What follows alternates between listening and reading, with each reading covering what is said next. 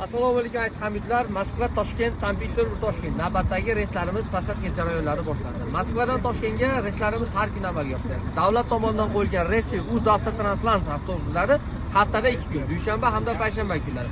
Qolgan kunlari rossiyskiy, O'zbekiston, Qozog'iston nomerdagi avtobuslar bilan sizlarda xizmat ko'rsatmoqdamiz. Kimdan kim shunday komfortabilni davlat tomonidan qo'yilgan reys va avtobuslarda ketmoqchi bo'lsa, ishonchli nomerlar ekranda turibdi.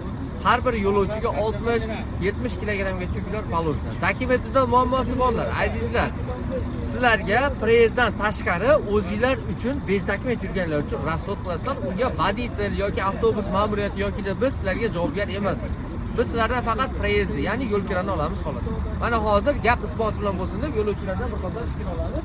Assalomu alaykum aka. Yaxshimisiz? Assalomu alaykum. Yaxshimisizlar akalar? Charchamasizlar, keldinglar, avtobusni ko'rdinglar. Ma'qul keldimi sizlarga? O'zbekistonda Troli nomerni ko'rish bo'ldi. Nima deysiz endi? Bemalol akalar, mana Buxorolik akalarimiz kelsa, ishonchlimi ekan? Tak положено. So'mkalarga pul so'ralmadimi? Faqat preyezdni bersiz xolos, to'g'rimi? Dokumentda muammo bormi, yo'q, to'g'risi.